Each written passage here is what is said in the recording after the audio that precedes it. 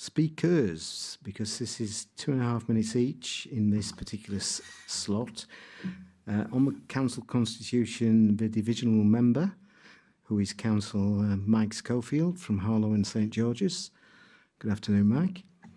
Good afternoon, Chair. You have chosen to split this between yourself and a colleague, thank you. a further councillor, who is Councillor Arnold Warnekan from Ousburn. It is slightly unusual to do this, but as you wish to do it, I acceded to that request a couple of weeks ago, well, a week ago. So you will have 2.5 minutes, Mike, and the same card rules will come into play. And start whenever you wish. Thank you, Chair, for this opportunity to speak on such a contentious issue. First of all, I'd like to raise a point of clarification. Glenn Sharp quoted 6 weeks rather than 6 months with regards to the sale of a CAV. So I do believe it's 6 months, not 6 weeks. Let's put aside for a moment that, in my opinion, the application is already legally challenged and focus on whether Section 106 will protect the land and biodiversity. After I finish, I would like John to confirm, as only 2 reserved matters have been mentioned in this report, the other 11 from the original 2017 outline planning permission have been met and when they were met, for public clarity, please. I'd also like to draw the officer's attention to section 3.3 of the report, which references 3 prior applications in relation to this application before yourselves today. May I please inquire why there is no reference to the refused application dated 26th of January 2021? In the relation to specifics of the historical applications and the meeting of the aforesaid conditions, I'd like to start with, when they filled in their application, outline application form, Harrogate Springwater was asked, is there woodland, are there protected species? The applicant ticked no, no woodland, no protected species. I believe, therefore, this led to a sequence of events. No tree or bat surveys were triggered. There's no evidence of any environmental impact assessment screening.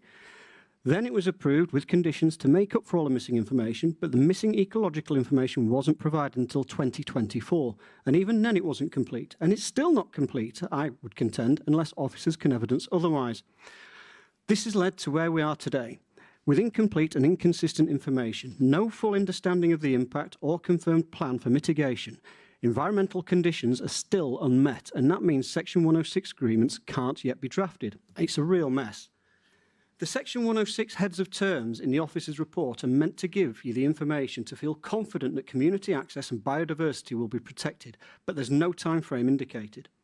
There's no backup here because the application was submitted before the new BNG rules came in, so there's no minimum time frame protection.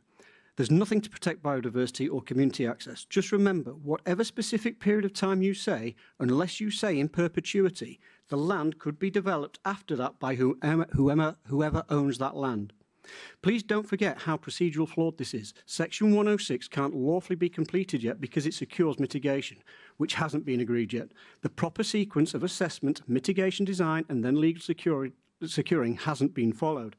In addition, it's very light on anything other than Schofield, maintenance. we've had the 2.5 minutes. Okay. So if we can get Councillor, we can stop the clock. I'm literally just going to be 30 seconds. So I'll take 30 seconds of Arnold's, if that's all right, Arnold. 2 minutes, Councillor Warnekan, then. Go on. In addition, it's very light on anything other than maintenance of public land, despite early discussions regarding apprenticeships creation, investment in local sports clubs, and above the replacement, tree planting. I had a Zoom meeting with Richard Hall and his planning consultant in January 2024. Matters that trail on these matters, but the trail has gone cold. It would appear that officers have failed, in my opinion, to negotiate the optimal Section 106 that could have been achieved. Perhaps that's something to do with so many personnel changes through the lifetime of this saga. Make no mistake, if you approve this application today, you have left our community woodland and wellness unprotected, and that will be your legacy. Thank you, Councillor Schofield. We are stopping the clock whilst our 2 councillors change places. And whenever you wish to start your 2 minutes now, Councillor Warnekan. Oh, it's going to be illegible. Chairman, before we start, can I just thank you for exercising your discretion, for allowing me to speak. To put it into context, I have some affinity with Harlow because I spent the first 26 years of my life living there. Okay, so start the clock. This is about the law, not loyalty or royalties, about doing what's right, not what's convenient, No amount of greenwashing or window dressing can mask that. The Outline Permission said harm can be mitigated, and subject to such mitigation, harm was outweighed by the economic benefits. Subject to mitigation? So why are we here 8 years later, when the key mitigation conditions still haven't been met, when the mitigation itself hasn't been fully mapped out? And two crucial conditions remain unresolved: ecology and lighting. The shocking thing is there's no record that environmental impact assessment was ever considered. Our officers claimed none was needed, yet there's no screening opinion on record. Bat and tree surveys weren't submitted. Without those, this process is unlawful, even now. Under the 2011 EIA regulations, any development likely to have significant environmental effects must be screened first using a complete and accurate environmental data. I'm going to skip because I know I'm running out of time. The failure to make such process is unsound, and any mitigation, even conditions, potentially unenforceable. We're in a climate emergency. In 2022, North Yorkshire declared a climate emergency, pledging to use all its powers to minimise the impact of the local authority. This has given us more strength, not less. We should be able to protect the climate and nature more. We should be planting trees, not cutting them down. They capture and store carbon. They slow flooding and increase biodiversity.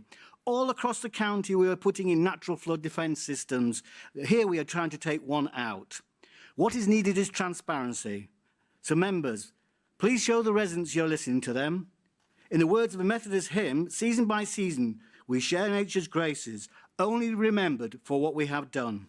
And I quote somebody more famous than me that came in an hour ago from Jane Judy Dench: to destroy Rotary Wood for corporate expansion is environmental vandalism. Planned and erasing a thriving habitat nurtured by the community is totally wrong. Thank you, Chair.